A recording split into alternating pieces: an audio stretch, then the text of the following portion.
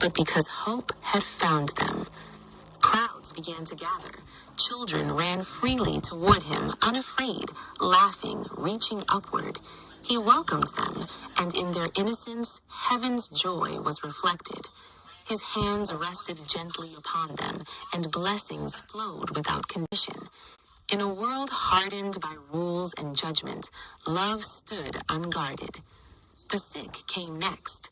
They arrived carried by friends, leaning on sticks, crawling through dust, trembling with fear and expectation.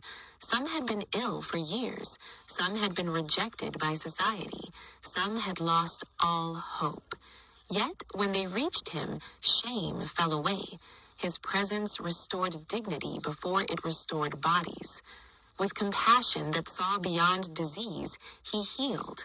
Sight returned, strength returned.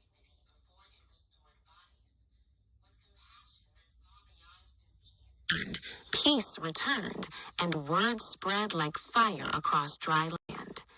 People followed him into open fields and remote hillsides, listening for hours, forgetting hunger, forgetting time. As evening approached, worry moved through the crowd, but he lifted what little was offered, gave thanks, and abundance appeared. Hunger was satisfied, and the leftovers told a story of generosity without limits. Even the elements recognized his authority. When storms rose and fear overtook hardened hearts, calm followed his command. The wind obeyed, the waters rested, and those who witnessed it wondered how the power of creation could walk among them in human form. Grief did not turn him away. When death entered a household and mourning filled the air, he stood among the brokenhearted. Tears fell from his eyes. Love did not remain distant. And where death claimed victory, life answered back. Hope returned to a family, and faith awakened in many hearts. Still, he continued to pray. In gardens, on mountains, in moments unseen by crowds, he lifted the world before heaven. He prayed for the lost, the weak, the fearful, and the faithful. He prayed for those who would come after, for generations yet unborn, for hearts that would search for truth in the darkness. His journey led towards suffering, but love did not retreat. Even as shadows gathered, his mission remained clear. He had come to reveal the heart of God, to heal what was broken, to bless what was forgotten, to offer light where darkness ruled. And though his footsteps eventually left the roads of that land, his presence did not leave the world.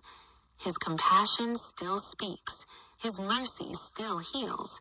His blessings still flow to those who seek. The story did not end in that time. It continues wherever faith rises, wherever love is chosen, wherever hearts turn toward the light. In a land shaped by sun and dust, where olive trees whispered in the wind and ancient roads carried the prayers of the weary, the world waited. Generation after generation had lived beneath the weight of hope deferred. The poor lifted their eyes to heaven. The sick cried out in the night. The faithful remembered the words of the prophets and wondered when the promise would come. Then, in quiet simplicity, he appeared. Not with armies, not with thunder, but with footsteps on stone and compassion in his eyes.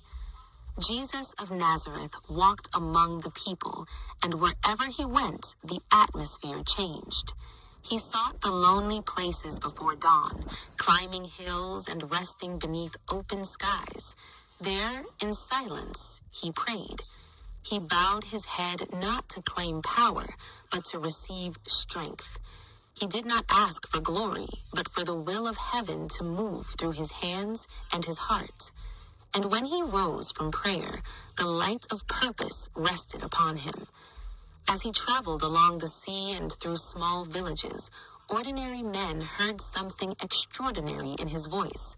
Fishermen left their nets, laborers left their tools. Something deeper than reason called them forward.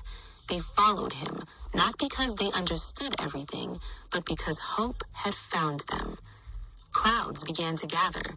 Children ran freely toward him, unafraid, laughing, reaching upward. He welcomed them, and in their innocence, heaven's joy was reflected. His hands rested gently upon them, and blessings flowed without condition. In a world hardened by rules and judgment, love stood unguarded.